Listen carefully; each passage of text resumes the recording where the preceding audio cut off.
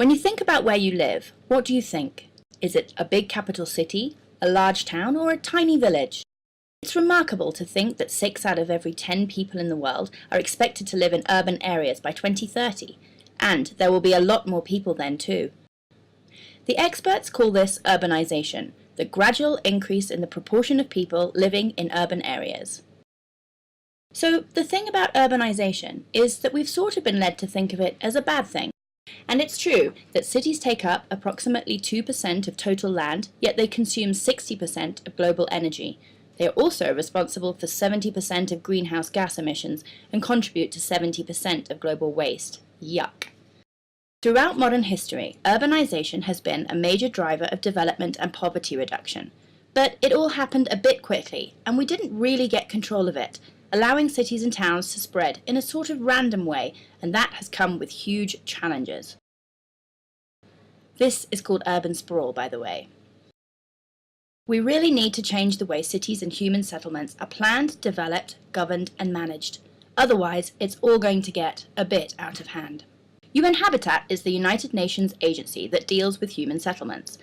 Not just cities and towns, but even smaller settlements, right down to the most rural village. We just love cities. We think, and we have talked to a lot of experts about this, that we need to rethink the way we approach this to make sure everyone can benefit from the process of becoming urbanized. We believe that urbanization should actually be a tool for development. So if we do things right in cities, and we make them inclusive, safe, resilient, and sustainable, it will benefit everyone. More fancy talk coming. In the UN, this is called Sustainable Development Goal 11. The really great thing is that the benefit of this spreads way beyond cities themselves and right into rural areas, and that's good news for the 40% who aren't living in cities too. So that all sounds good, but how do we do it? The New Urban Agenda is a document that guides action towards achieving this goal. When working with cities and governments, UN Habitat focuses on 5 main areas. Number 1, National Urban Policy. That's like the government-level commitment to get the stuff done and who's going to do what. Number 2, Urban Legislation, Rules and Regulation. We need some rules about all of this. Good ones about stuff like the height of buildings, preserving public space.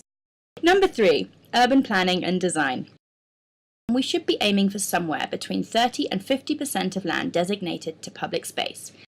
Number 4, Urban Economy and Municipal Finance.